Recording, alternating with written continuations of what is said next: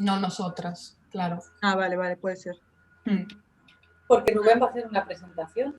No, pero está la prueba y ahora tendremos que darle a lo que nos diga él para estarnos. Bueno, nos pincha él. Es que claro, la otra con Emilio no le hiciéramos de Zoom.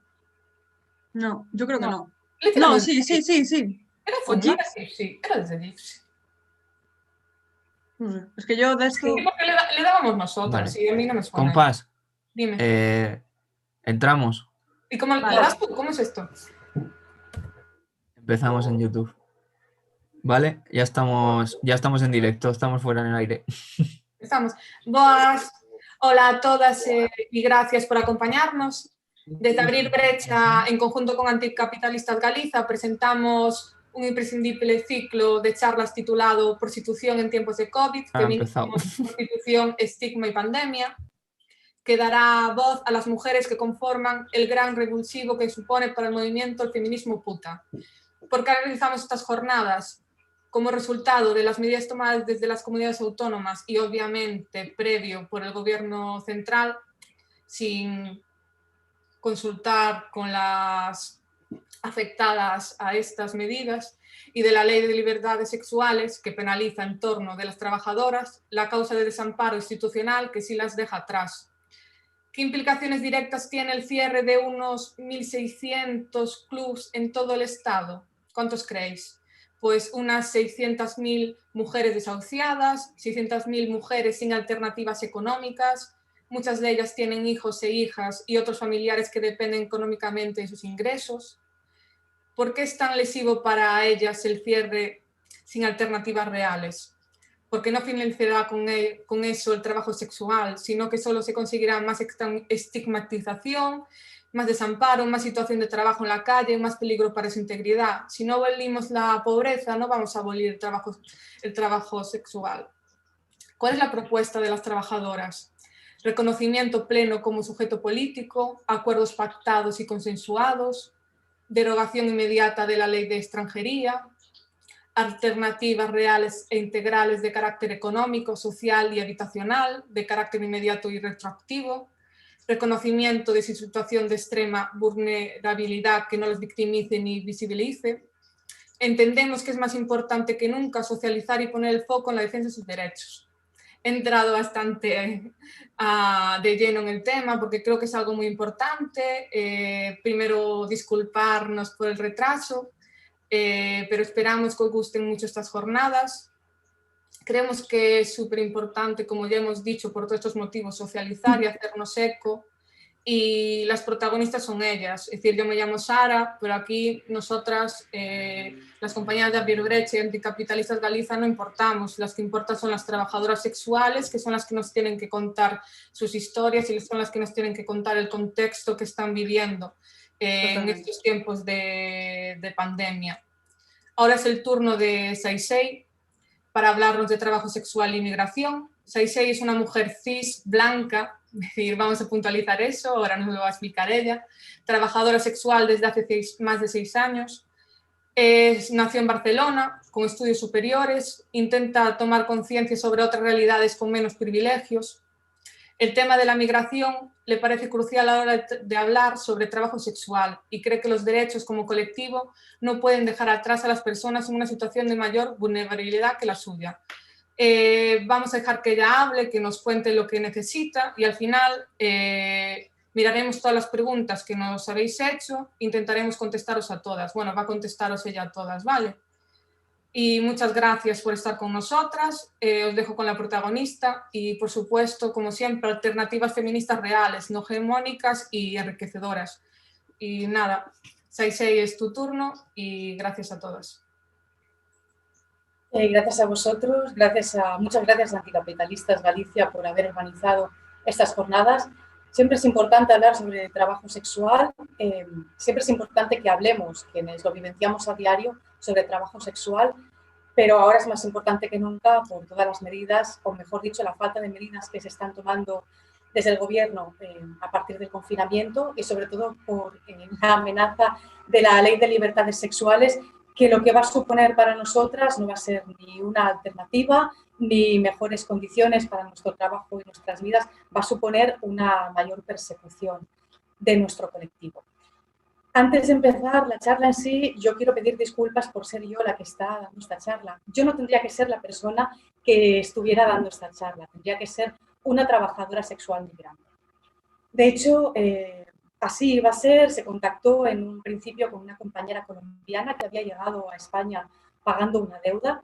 En un principio ya accedió, estuvo de acuerdo, cuando ya estuvo todo preparado, pues me comunicó que no era posible. Después contactamos con Linda Porn, que, bueno, aparte de tener esta vivencia de migración, también de pago de deuda migratoria, aparte de esto es una compañera que ha escrito un libro junto con otras dos trabajadoras sexuales, Cali Sudra y Nina. Es un libro que se llama Putas Migras y explica pues, todo lo que son los procesos de migración. Yo creo que es un libro que yo hoy voy a contar un poquito, pero si queréis informaros sobre el tema y desde la primera persona es un libro que estaría bien que leyeseis. También hizo un corto que se llama Tránsitos, que trata también sobre estos procesos de migración con deuda, etc. Bueno, Linda también estuvo de acuerdo. El domingo me comunicó que no podía ser. Contacté con otras dos compañeras trabajadoras sexuales migrantes, me dijeron que no podían. Entonces, pues, no quería correr el riesgo de quedarnos sin dar esta charla en las jornadas. Al final decidí hacerlo yo y bueno, aquí estoy. Así que lo siento porque estoy ocupando un lugar de habla que no es el mío. Esto implica no solo que no estoy en mi lugar, sino que al ser un tema que yo no he vivido ni me ha atravesado, seguramente me falta muchísima información. Pido perdón si digo alguna cosa que no sea adecuada o precisa, pero consideraba que había que dar esta charla porque para entender el tema del trabajo sexual, sí o sí, tenemos que pasar por la migración, por varias razones. La primera es que la gran mayoría de trabajadoras sexuales en Europa son migrantes. La segunda es que a las personas migrantes que no están en situación regular no se les deja más alternativa que la economía informal y muchas veces esto acaba siendo la prostitución. La tercera es que muchas mujeres migrantes vienen a Europa con el proyecto migratorio de trabajar en la industria del sexo para reunir un capital, volver a sus países y abrir un negocio que les permita salir de la pobreza. Y luego la cuarta, que para mí es muy importante, es que si por fin llega un día en que por fin nos sentamos a hablar con el gobierno de turno acerca de cómo queremos reconocer nuestra actividad como trabajo, para mí ese día será fundamental que se tenga en cuenta a las personas migrantes para no estar creando pues, núcleos de personas en la clandestinidad. Es decir, no repetir el mismo error que se ha cometido, error muy intencionado, que se ha cometido en Holanda o Alemania, de que haya que tener los papeles en regla para poder ejercer el trabajo sexual y que la que no los tenga en regla obviamente se va a tener que esconder para trabajar, con todos los peligros y aprovechamientos de gente que eso pueda conllevar. Es decir, para mí, antes de reconocer el trabajo sexual como trabajo, había que hacer una buena reforma de la ley de extranjería, que no implicase solo la prostitución, sino que implicase el fin ya de las situaciones de vulnerabilidad para las personas que vienen de países extracomunitarios. Vale, una vez, bueno, tal y como decía, como considero que era una persona migrante la que tenía que estar aquí, pero al final no ha podido ser, lo que he hecho ha sido tomar toda la información de los discursos de mis propias compañeras. Los he tomado de Linda Porn, que es la mujer mexicana trabajadora sexual de la que os he hablado, Sabrina Sánchez o Shirley McLaren del sindicato Otras, que también es una trabajadora sexual migrante procedente de México y también es mujer trans, Kenia García, que también es una mujer procedente de Abya Yala. Abya Yala es como las personas del activismo antirracista nombran lo que nosotros llamamos Latinoamérica o Sudamericana. Así que voy a intentar respetar esta manera de denominarlo. Después también he tomado discurso de una mujer transmexicana que se llama Kenia Cuevas, son dos Kenias distintas. Esta mujer dirige un proyecto para mujeres transexuales que o bien quieren dejar la prostitución o bien necesitan una serie de recursos y esta asociación lo que hace es brindar recursos a estas personas.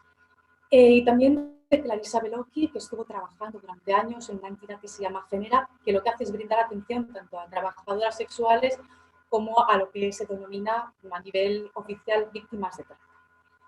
Vale, ahora sí, ya una vez hecha esta introducción, voy a empezar. Entonces, para hablar de trabajo sexual y migración, tenemos que hablar también de trata y de tráfico. Son tres realidades completamente, son tres realidades distintas. Lo que pasa es que ahora hay una intención muy perversa desde las instituciones de confundirlas, por eso es necesario hablar de ellas.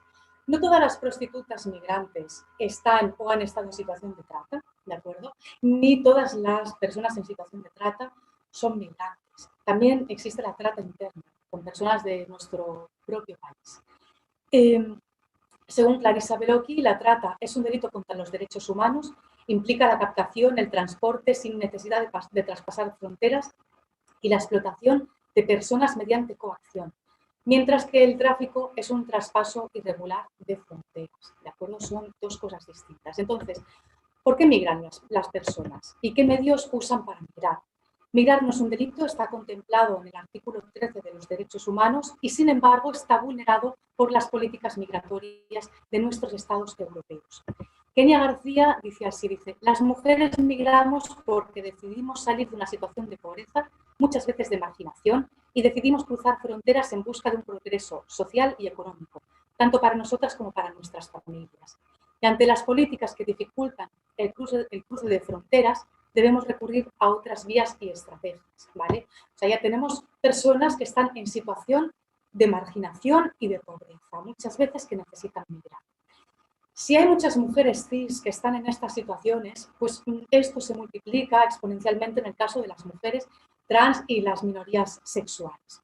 Según la otra Kenia Cuevas, ella dice así, dice, cuando decidimos ser trans quedamos en la calle, expuestas, solas, perdemos todo, familia, amigos, compañeros, y al no tener una oportunidad laboral extra al trabajo sexual, en el único lugar en el que se nos coloca es en el trabajo sexual. Entonces, si en el trabajo sexual nos vemos violentadas, nos asesinan y nos criminalizan por el simple hecho de ser trabajadoras sexuales, pues entonces demos las herramientas para que estas mujeres decidan. Según Kenia Cuevas, el transfeminicidio es el segundo delito de odio en México. ¿De acuerdo? O sea, las mujeres transexuales, por lo general, sufren situaciones de marginación muy graves y en ciertos lugares, bueno, yo creo que en todo el mundo, pero según lo que cuentan mis propias compañeras, en ciertos lugares son bastante cruentas. Dice, la vida de la mujer trans pierde valor ante la sociedad desde que ejerce el trabajo sexual. El trabajo sexual es la única alternativa de vida que la sociedad nos ha dejado. No hay programas sociales para trabajadoras sexuales. También somos violentadas en la vivienda. ¿Por qué? Porque no les rentan una vivienda. Entonces, muchas veces tienen que vivir en hoteles. ¿Qué ha sucedido durante el confinamiento? Pues que estos hoteles han cerrado. Muchas han tenido que regresar con las familias que las maltratan por ser mujeres transexuales. Otras muchas se han quedado en la calle. ¿De acuerdo? Dice así, cuando decides ser trans y trabajadora sexual lo pierdes todo, también el autocuidado, y muchas veces caes en el alcohol y las drogas, ¿vale? Sobre todo por falta de una red de contención y de apoyo. Y luego hay otra problemática. Desde el Estado, muchas veces, muchos estados no ayudan, no dan medios para que las personas puedan transicionar y puedan adquirir la apariencia que necesitan para reconocerse en su cuerpo, ¿no? Y muchas veces esta necesidad está fomentada, esto es todo según Kenia Cuevas, obviamente, en la presión social de que tengan un passing. ¿Qué conlleva cuando no tienen medios? Pues en el sector del que habla Kenia Cuevas, muchas veces acaban infiltrándose una sustancia que se llama modelantes, que lo que hace es destruir al cuerpo, provoca enfermedades muy graves, provoca la muerte, acaba provocando situación de calle, pobreza, depresión, suicidio y todo esto fomentado por la falta de red y de contención psicológica. Entonces, muchas veces ante esta panorámica de pobreza, de precariedad, de peligro, etc., deciden migrar a nuestros países. Yo no estoy diciendo en ningún momento que nuestros países sean el ejemplo de la tolerancia, ¿no? Y el ejemplo, digamos, de la inclusión, tolerancia, perdón, es una palabra un poco fea, me estoy dando cuenta, el ejemplo de la inclusión, ¿no? Pero en algunas ocasiones, como dice Sabrina Sánchez, sí que se percibe Europa desde esa óptica. Ella dice, salí de México con la ilusión de que España era distinto. Después me encontré con el 80% de desempleo, la transfobia. Pensábamos que el debate estaba superado en el feminismo, pero ahora resurge. Seguimos con los mismos problemas que en Stonewall. Suicidios por problemas económicos, se mueren en la calle sin techo donde vivir. Las instituciones no se hacen cargo de ello. Sabrina decidió viajar a España cuando estaba el gobierno de Zapatero, se aprobó el matrimonio igualitario y daba esa imagen, como dice ella, de open mind. Luego, como decía, la realidad es distinta, porque yo soy la primera que no va a defender que aquí somos eso, muy abiertos de mente y que nuestra sociedad está preparada para acoger a las personas transexuales, cuando es que un país, un partido tan joven como Vox, hemos visto que en nada de tiempo ha crecido como en España. Entonces, vemos que hay personas que por circunstancias se ven coaccionadas a migrar, pero que muchas veces no tienen medios para iniciar ese proceso migratorio. Y no solo esto, sino que lo ven completamente dificultado por nuestras leyes de extranjería, ¿no? ¿Qué sucede? Que ahí entran en juego figuras que Kenia define como figuras oportunistas. Facilitan el viaje, brindando documentos, el pasaje, una serie de requisitos que necesitan para viajar, para venir aquí, y luego se los cobran en una deuda en que todos estos gastos están en la deuda infladísimos. Y dice Linda, dice, nosotras como trabajadoras sexuales migrantes denunciamos la ley de extranjería, que es el máximo proxeneta que existe, ya que muchas de nosotras latinoamericanas y de muchas compañeras con las que he trabajado en burdeles y pisos de toda Europa, hemos conseguido entrar aquí con documentación falsa, comprando nuestros sitios en clubs, viviendo en los clubs, pagando en una explotación total, pero en colaboración total con el Estado, porque tenemos que pagar la documentación para poder entrar con un permiso de residencia y de trabajo. Ya dentro de aquí estamos explotadas durante mucho tiempo, pagando los 10.000 o 15.000 o 30.000 euros que costó el viaje para poder venir a trabajar a Europa y después trabajar en lo que tú decidas o para otro club. Entonces, Kenia, a su vez, dice, yo también conocí a compañeras que viajaron endeudándose y sabiendo que solo tenían opciones laborales en la economía informal.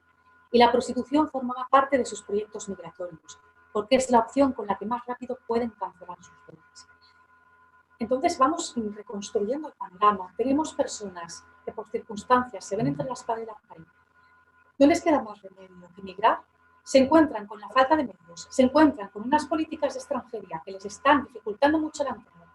La única manera que tienen de entrar en Europa es a través de estas figuras oportunistas y endeudándose. Ya veis, bueno, ya os he contado que Linda decía 10, 15.000, 30.000 y yo he escuchado a mujeres nigerianas hasta 40.000 euros. Y luego resulta que las otras opciones de pagar esa deuda pues no son tan ágiles, ¿no? Vemos que el sistema pone entre la espada y la pared a muchas mujeres para que tengan que pagar la deuda mediante la prostitución, ¿no? Y todo por unas leyes de extranjería que son bastante perversas. Entonces, ¿es que desde las instituciones se habla de todo esto cuando se habla de trata? No, absolutamente. Desde las instituciones se está construyendo este discurso oficial que nos transmiten los medios de comunicación y figuras como Mabel Lozano, por ejemplo, ¿no? Y otras que acaban, bueno, otras señoras que están despuntando mucho en el feminismo. ¿Y de qué se habla? Pues se habla, por un lado, del putero, ¿no? Porque obviamente en vez de hablar de la responsabilidad institucional, vamos a hablar de la gran culpabilidad que conlleva el deseo sexual, cosa que encaja muy bien en nuestra cultura. Y por otro lado se habla de la víctima de trata. Entonces, Clarissa Beloki dice que a la víctima de trata se la describe como una víctima hiperinocente, que es víctima de un secuestro, de una migración involuntaria, sin redes, sin ninguna agencia desde el inicio. Se le quita el estigma de puta para apartarla de la visión criminal. Hay casos en que es así. Hay casos de mujeres que vienen engañadas. Es cierto, es cierto. Hay casos de mujeres que están en situación de trata que sufren violencia física y psicológica que las anula como personas para obligarlas a prostituirse. Es cierto, no lo voy a negar, pero ni es la totalidad de los casos, ni es la mayoría. La trata es una realidad muy amplia y muy compleja, con una gran variedad de casos. No lo podemos reducir todo a una figura del imaginario. Y en muchos casos, en la gran mayoría, eran personas que ya ejercían la prostitución en sus países de origen y que han venido aquí a sabiendas de lo que iban a estar haciendo durante un tiempo. En ningún momento lo estoy defendiendo, ¿de acuerdo? Porque, ante todo, hay que remarcar que las condiciones de explotación en las que se cae para el pago de esa deuda astronómica no son para nada defendibles. Esto es. Pero ¿cuál es el problema de plantear ese único imaginario sobre víctimas de trata? Pues que, para empezar, dificulta el reconocimiento de otras mujeres que están en situación de trata y no corresponden a este perfil. Y para seguir, porque no ayuda a las víctimas. ¿Por qué no ayuda a las mujeres que están en situación de trata? ¿Por qué no ayuda a que se las describa como mujeres sin agencia y sin ninguna responsabilidad? Lo voy a explicar poquito a poco. Según el protocolo de Palermo, que es como uno de los mayores documentos a nivel internacional en cuanto a trata, este protocolo dice lo siguiente, dice: el consentimiento dado por la víctima de la trata de personas a toda forma de explotación intencional descrita en el apartado A del presente artículo no se tendrá en cuenta cuando sea recurrido a cualquiera de los medios enunciados en dicho apartado. Estoy completamente de acuerdo en que un consentimiento no se tenga en cuenta cuando para conseguirlo se ha recurrido al chantaje, a la extorsión, a la violencia, etc. Sí, pero es que el protocolo de Palermo, entre estos factores, incluye la vulnerabilidad. ¿Qué es la vulnerabilidad? Porque es una palabra completamente difusa, es una palabra que no está delimitada. El protocolo de Palermo en ningún momento describe exactamente a qué se refiere con el término de vulnerabilidad. Obviamente, una persona que acepta endeudarse para migrar está en una situación de pobreza, ¿no? O está en una situación en que quiere progresar. Eso ya puede ser definido como vulnerabilidad. Resultado: cualquier persona que está en esa situación es declarada víctima y su consentimiento nunca será tenido en cuenta. ¿Y cuál es el problema con esto? Pues si hubiera la intención de definir como víctimas a todas las personas que están endeudadas, porque la finalidad fuera darles un alojamiento, ¿no? Darles una vivienda, ayudarles a que tuvieran la residencia en España, proporcionársela, ¿no? Directamente, ayudarles a la agrupación familiar, darles todos los recursos que necesitaran. Si lo desean, darles una alternativa laboral que les permita mantenerse a ellas, mantener a su familia, ahorrar para poder volver a sus países en caso de que así lo decidieran. Si tuviera todos esos recursos y todos los que sean necesarios, yo por mí, es que me parecería perfecto. El hecho de que se declarasen como víctimas, bueno, sería una cuestión terminológica e ideológica, no iría más allá. El problema es que si una mujer es considerada como víctima de trata, los artículos 59 y 59 bis de la Ley de Extranjería dicen que tiene dos opciones. Una es denunciar a la persona que la ayudó a venir aquí, ni siquiera la persona que la estuvo explotando, la persona que la ayudó, con más o menos comillas, a venir aquí.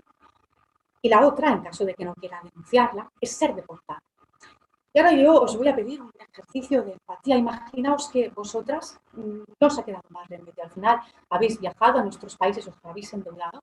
Imaginaos que teníais una deuda de 20.000 euros. Os quedan para pagar 2.000 euros y de repente hacen una redada, viene la policía, os detiene, ¿no?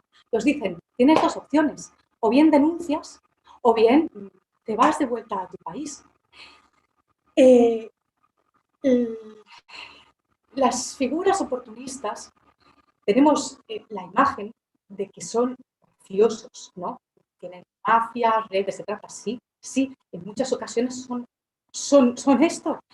Y estas personas, en caso de acceder a denunciar, van a poner en riesgo su vida, la de su familia, en el país de origen, ¿no? Porque no hay ningún programa de protección para testigos. Es así de perverso. En otras ocasiones estas personas eran conocidos, incluso familiares, y es que además, vuelvo a repetir, no tienen que denunciar a la persona que las ha estado explotando. tienen que denunciar a la persona que las ayudó a venir. Con esto, ¿qué quiero decir? Que la perspectiva desde la que se enfoca la trata, desde nuestros estados y desde las instituciones, no es de protección de las víctimas, ni es de derecho de las que ellos mismos llaman víctimas, no es de derechos humanos, es de extranjería, es instrumental, es ir a detectar quién está ayudando a atravesar las fronteras de una forma irregular, ¿no? Mediante la ilegalidad. Es decir, es de persecución de la migración irregular, es de persecución de las mujeres, es de aumento de control de fronteras y es de clandestinidad. ¿Y por qué? ¿Por qué no interesa,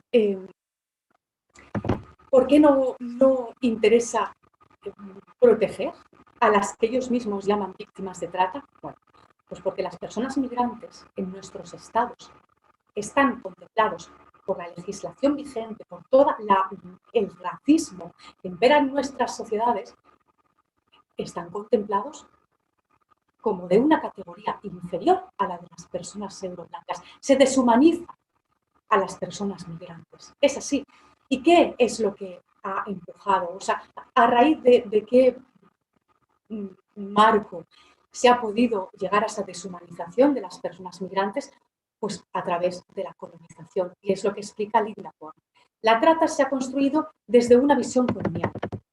Vale, Linda dice así: criminalizan las únicas estrategias que nos deja la Europa fortaleza. Es una de las formas de colonialismo y de presión desde la Europa fortaleza a los trabajadores de cualquier sector, pero solo se pone el foco en las trabajadoras sexuales, por ser considerados cuerpos desviados para la moral euroblanca y católica.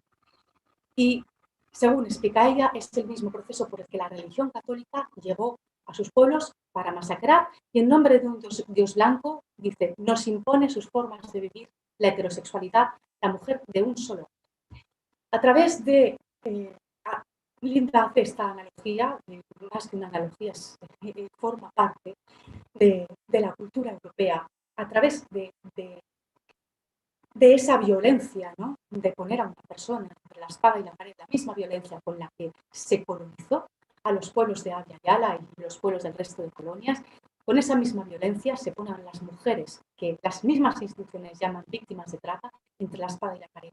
O denuncias o te vuelves a tu país, o pones tu vida en riesgo o te vuelves a tu país y se acaba tu proyecto migratorio, ¿no? Es su forma que tienen de convertir a estas mujeres, según explica Linda, a la moral judeocristiana. Es decir, si tú no te declaras como, si no te dejan espacio para declararte como responsable, para decir, sí, yo decidí este proyecto migratorio, que obviamente tiene muchísimas críticas, no a la persona que no le ha quedado más remedio, sino a todo el mecanismo, como ya he explicado, solo te queda declararte como víctima. Y ahí solo te queda entrar dentro de estas políticas perversas, ¿no? Entonces, ¿cuáles son las repercusiones? Bueno, pues según explica Linda, las trabajadoras sexuales de Abya Yala son las primeras de las familias que hacen la reagrupación familiar. Son aquellas figuras de la familia que vienen, se establecen, buscan mejores oportunidades y luego ya empiezan a traerse a los hijos, a las personas mayores, etc. Ahora, la ideología eurocéntrica, ¿cómo la lee?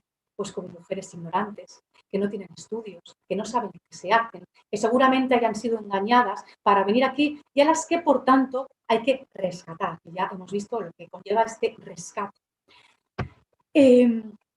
¿Qué comporta? Pues no solo este peso, que es ya muy brutal, comporta más consecuencias, como la retirada de custodias. Según cuenta Linda, hay organismos que se dedican a controlar los vuelos y aquellas mujeres que vienen solas, con niños, ya son sospechosas de ser víctimas de trata. Sobre todo de países como África, Colombia o Cuba. Bueno, países, África es un continente, pero digamos de procedencias como África, Colombia y Cuba. ¿Qué es lo que sucede en estos casos? Pues que las autoridades separan a estas mujeres de los niños y hasta que a lo mejor no se reconocen a sí mismas como víctimas de trata, ¿no? Y están dispuestas a entrar en todo ese proceso y también un llamado proceso de regeneración, ¿no? más o menos lo nombra así, la institución psicológica, en que empiezan a entrar en juego figuras de tecnócratas como psicólogos, trabajadores sociales, educadores sociales, etcétera, pues la mujer no puede volver a tener contacto con sus hijos. Estos procesos son largos. A lo mejor cuando la mujer lo ha acabado, esos hijos han sido dados en adopción. A lo mejor si la mujer accede a declararse como víctima de trata, pierde la custodia, pero es que si no se declara como víctima de trata, es deportada y los hijos se quedan aquí. Todo por un prejuicio, cree que esa mujer va a llevar a los hijos al prostíbulo donde trabaja. Porque es la lógica de que como es de un país extracomunitario, pues entra toda esa lógica de que es la salvaje, de que es la incivilizada, de que hay que educarla y de que no va a saber cómo educar a los hijos.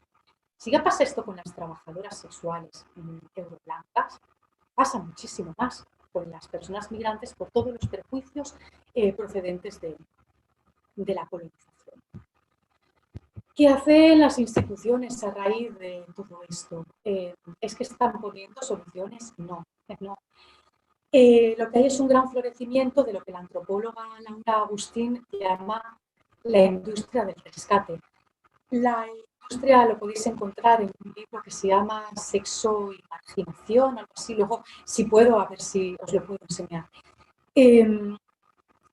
¿Qué es la industria del rescate? Bueno, pues Laura Agustín acuñó este término a raíz de que ella se preguntó cómo es posible, con todos los recursos que se han dedicado a sacar a las mujeres de la prostitución, a ayudarlas, a darles una mayor calidad de vida, etc., ¿cómo es posible que sigan en las mismas situaciones las trabajadoras sexuales? Entonces, de lo que se dio cuenta es de que ese dinero, esos medios, recursos, no habían sido destinados a las trabajadoras sexuales, sino a generar muchísimos puestos de trabajo a estos tecnócratas que he nombrado, psicólogos, trabajadores sociales, educadores sociales y un largo etcétera, ¿no?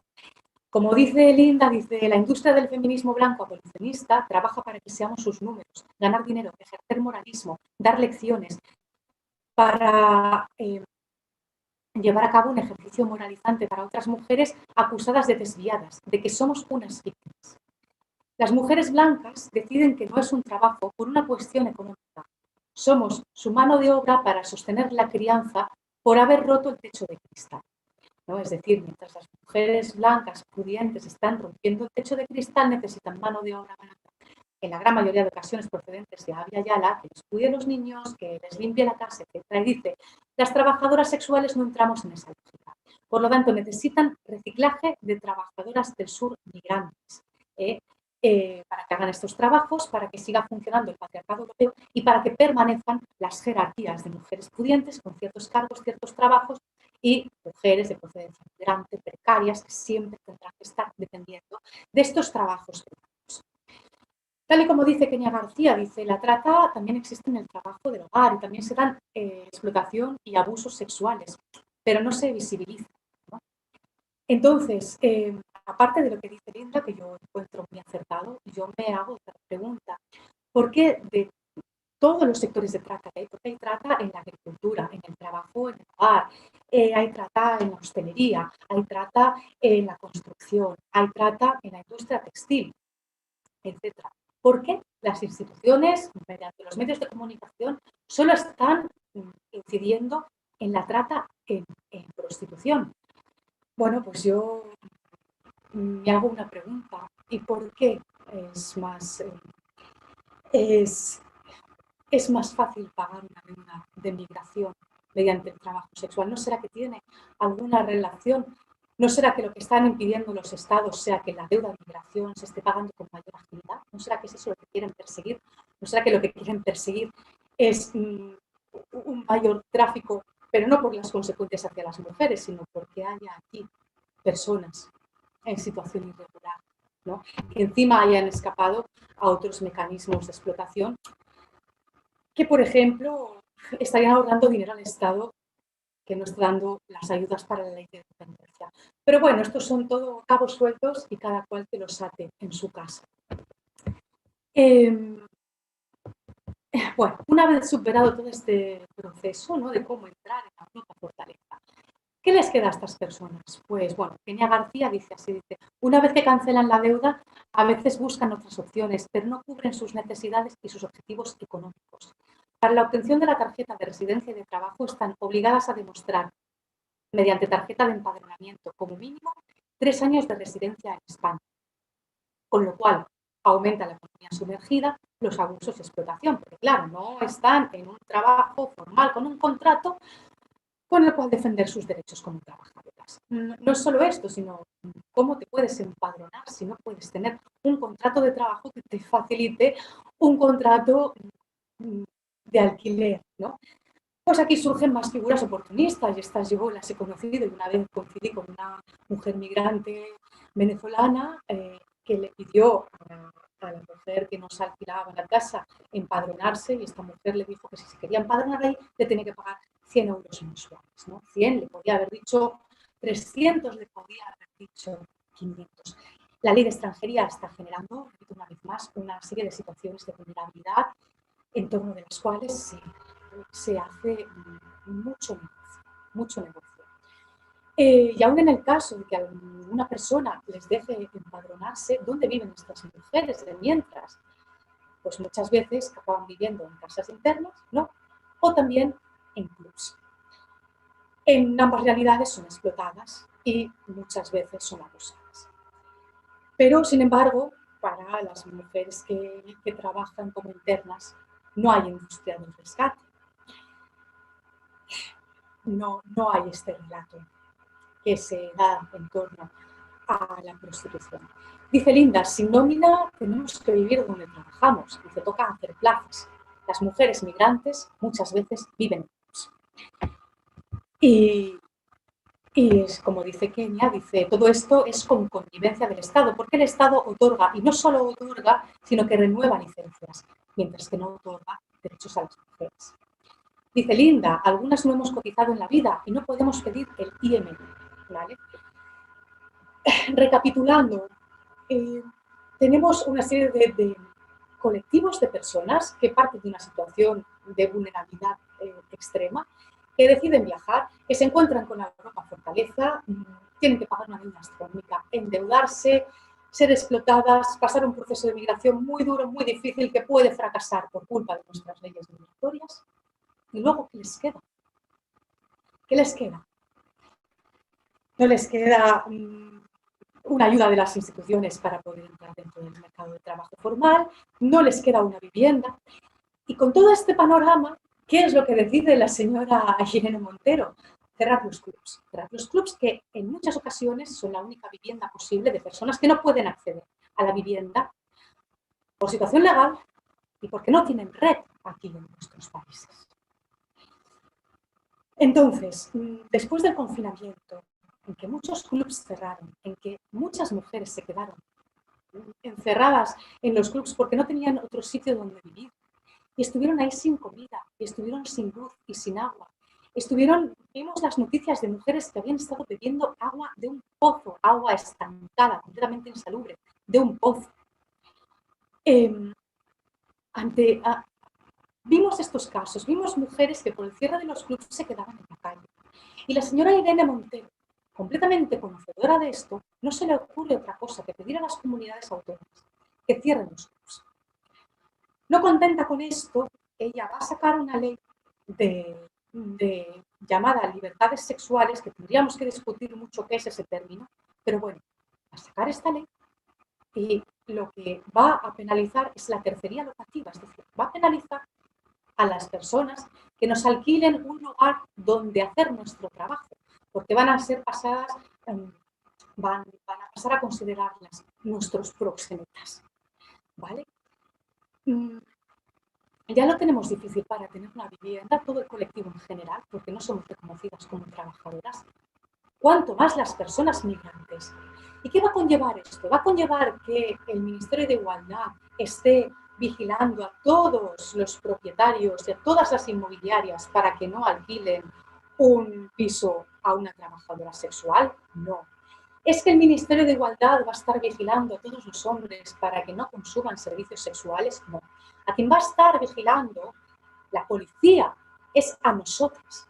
Y si a mí como trabajadora sexual euroblanca ya me parece muy molesto y me enfada bastante, no sé qué repercusiones puede tener la policía vigilándome, ¿cuánto más para una mujer extracomunitaria que está aquí en situación irregular? Más que molestia, para ella tiene que ser pues, una situación bastante terrorífica, ¿no? Que en cualquier momento la puedan devolver a su país. Entonces, bueno, tenemos un feminismo que no se está haciendo cargo de toda la complejidad. No solo ser devuelta a su país, bueno, aumentar la vigilancia pues puede conllevar muchas repercusiones, que te quiten a tus hijos, puede conllevar que se entere tu entorno, puede conllevar que te saquen del armario y ya retomar tu vida laboral desde otro sector sea mucho más difícil, puede conllevar una serie de cosas. En ningún momento el punitivismo y la vigilancia policial le van a resolver la vida.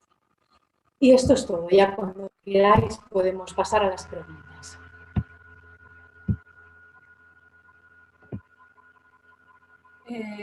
Vale, te digo un par de ellas y vas contestando. Empezamos. Te pregunta una mujer. Quisiera conocer la situación legal actual del sindicato Otras y en qué os afecta la negación del derecho básico a sindicatos, tal y como se recoge en la Constitución española. Empiezas por Vale. ese igual y luego seguimos.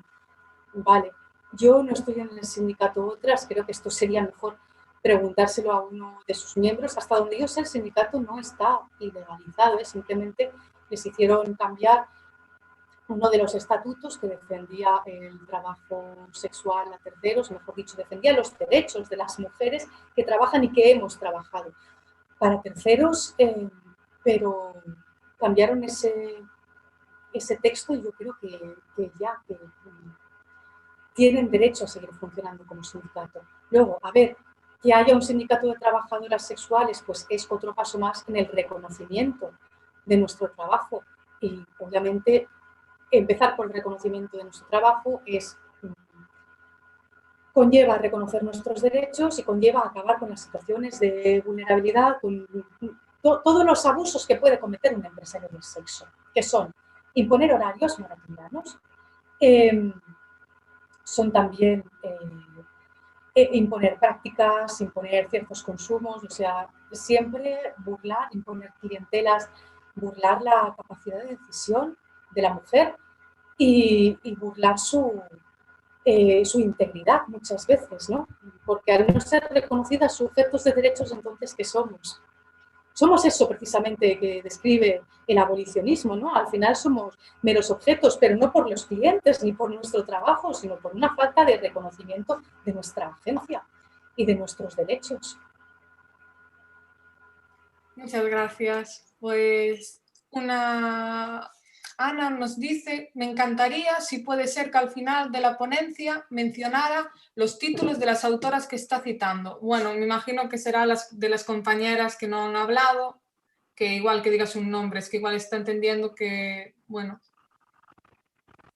Es que más que títulos son charlas que puedo linkear por ejemplo, si en el tweet donde habéis anunciado la charla, puedo linkear estas charlas de YouTube. Son las compañeras que las podéis encontrar en redes también, son Kenia García, Kenia Cuevas, Linda Por y Sabrina Sánchez y luego Clarisa Velo, que trabajaba en general. Y luego Laura Agustín, a ver un momento,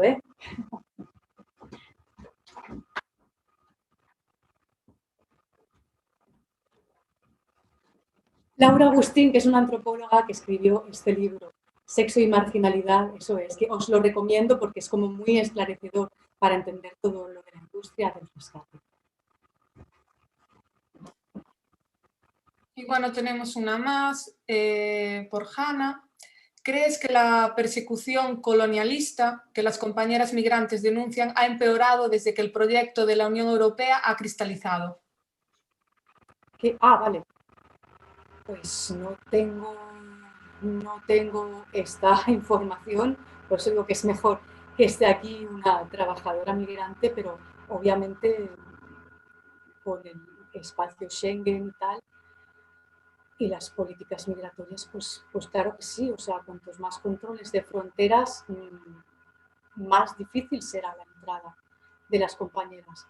Bueno, y con los ministros del Interior que tenemos, que lo primero que hacen es levantar las vallas de Ceuta y Melilla, según Sabina Sánchez, ya miden más que los muros de México, ¿no?, que ha levantado Trump, pues ahí es cuando se están vulnerando derechos.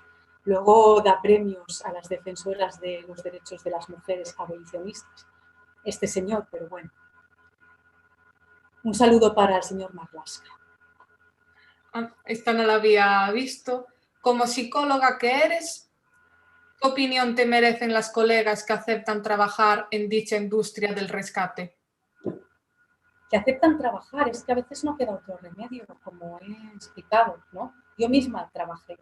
No, las colegas no me merecen ninguna opinión. A mí lo que me merece una opinión, como graduada en psicología, son las personas que muestran una completa falta de empatía hacia la situación de las personas que trabajan para terceros, hacia todas las repercusiones que puede llevar ese trabajo para terceros sin derechos. Muestran una total falta de empatía, porque están más preocupadas en hablar sobre el deseo, el sexo con empatía, ¿no?, etcétera, discursos que defienden su intimidad burguesa, están más preocupadas en hablar de eso que en empatizar con otras mujeres. Yo me pregunto qué tipo de feminismo es ese, ¿no? Pero me parece peligrosamente narcisista esta actitud, la verdad. E incluso esa instrumentalización que se hace de la prostitución para referirse a los propios problemas, ¿no?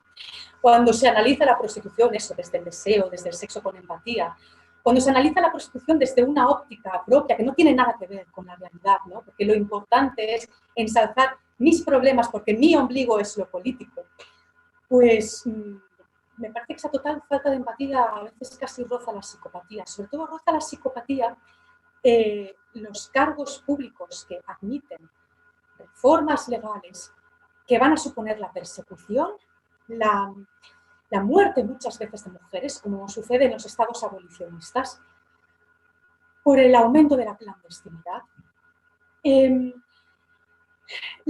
ataque a nuestra integridad física y psíquica, las retiradas de custodias, etc. Todo esto con un completo conocimiento por parte de las personas que están apoyando estas leyes. A mí, como graduada en psicología, quienes me preocupan son ellas, no las compañeras que trabajan para terceros. Y en caso de que me preocupen las compañeras que trabajan para terceros, lo que quiero, como graduada en psicología, es que se les dé herramientas para poder defender su integridad. Yo cuando la primera vez que ejercí la prostitución, la primera temporada, yo trabajé en una casa de citas y tenía una madame que me gritaba, yo tenía 23 años, y esta señora me gritaba que los clientes VIP literalmente se les chupaba sin condón. Yo me estaba jugando mi salud porque una señora me estaba presionando y me estaba gritando y estaba aprovechando mi vulnerabilidad como persona sin madurez y como persona que acaba de llegar a la prostitución y se imagina que es un mundo oscuro, que a lo mejor esa madame tiene un chulo por ahí que me va a pegar y que a lo mejor yo estoy cometiendo un delito y no sé qué, ¿no? Y que, pues como me he metido a puta, pues ya he aceptado estar en lo infrahumano. Yo me vi en esa situación. Como sé que el trabajo para terceros muchas veces es inevitable, como sé que hay compañeras que deciden trabajar para terceros, lo único que queda es una ley que ante este tipo de presiones puede hacer que una mujer se defienda. Por ejemplo, en Nueva Zelanda está completamente prohibido el ofrecimiento de sexo oral sin profilácticos, ¿no? Si esta señora hubiera tenido una ley detrás presionándola, se lo habría pensado 2 veces antes de chillarnos que teníamos que llevar a cabo determinadas prácticas, ¿no? Entonces, bueno. Una más, Eduardo nos dice, ¿a qué tipo de medidas crees que se le deberían de dar prioridad desde las instituciones a las personas trabajadoras sexuales en la situación actual? Pues nosotras siempre reclamamos 3 medidas. La primera de todas, protección y derechos reales para víctimas de trata, ¿de acuerdo? Es decir, que toda esta situación que no tuvieran que denunciar para poder obtener derechos, para poder permanecer en nuestros países y para poder acceder a todos los recursos que necesitan para empezar su vida aquí, ¿vale? Víctimas de trata, inmigrantes en general, ¿de acuerdo? Eso es lo primero. Lo segundo, para las mujeres que quieran abandonar la prostitución, estamos reclamando alternativas laborales que realmente ayudan a cubrir los gastos, ayuden a mantener a una familia, ayuden a ahorrar por si viene algún problema, etcétera. Incluso formaciones para que las mujeres que quieran dejar la prostitución un día trabajen en aquellos trabajos que realmente quieren trabajar, ¿no? Y luego derechos para las que queremos permanecer en el trabajo sexual. Para empezar, a las compañeras de la calle, que se acaben ya todas las ordenanzas municipales. Derogar ya la ley Mordaza, ¿no? Que es lo que está provocando mucha clandestinidad, está provocando que las mujeres tengan que irse, mujeres y también, bueno, hombres no, hombres la ley Mordaza y las ordenanzas, fijaos, no les afectan tanto hasta donde yo tengo entendido.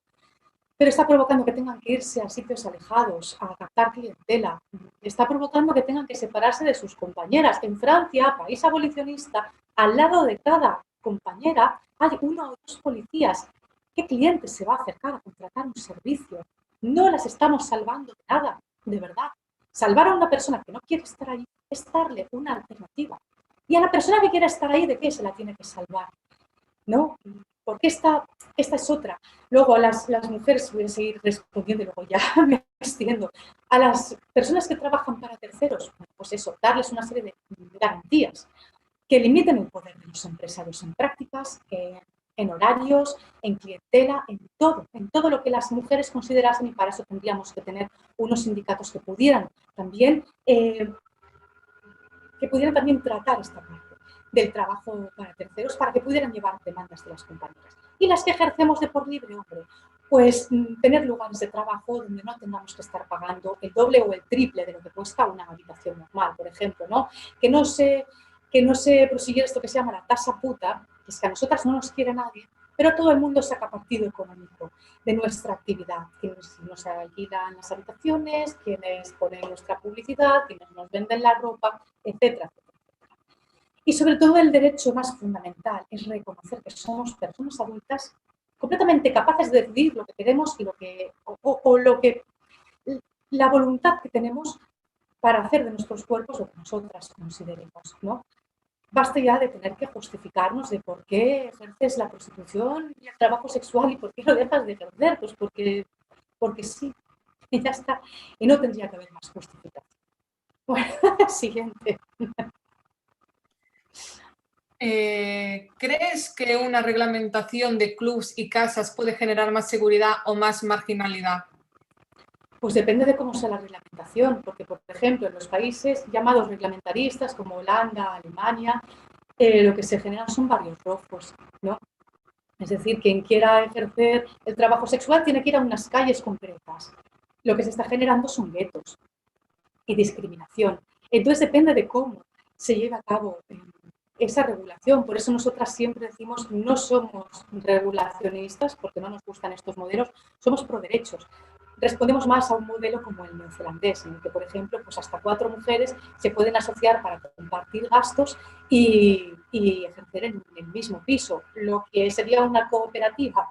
Vamos, también reconoce el trabajo a terceros, pero limitando mucho el poder de los empresarios y reconoce el derecho a captar clientela en la calle siempre y cuando no se acerca de determinados espacios como iglesias, escuelas, etc. Por eso es muy importante tener en cuenta nuestras voces a la hora de las voces de todo el espectro del trabajo sexual a la hora de establecer una regulación. Pues por aquí no tenemos más preguntas. Yo la verdad es que encantadísima de escucharte y como dije al principio, sois vosotras las que tenéis que hablar.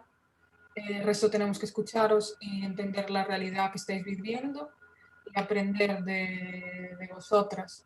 Y por mi parte, nada más, que muchísimas gracias por acceder a estas jornadas y bueno, aquí estamos y seguiremos aprendiendo unas de otras. ¿Quieres algo más? Muchas gracias a vosotras por proponerlas.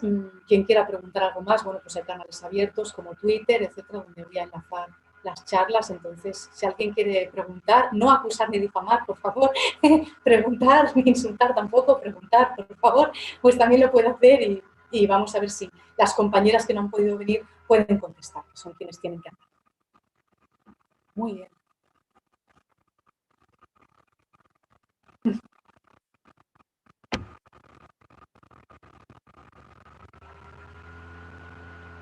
Ya está, ¿no? Ya está, ¿no? Chicos, cortasteis.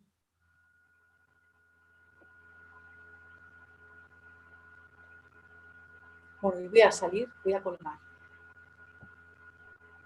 Vale.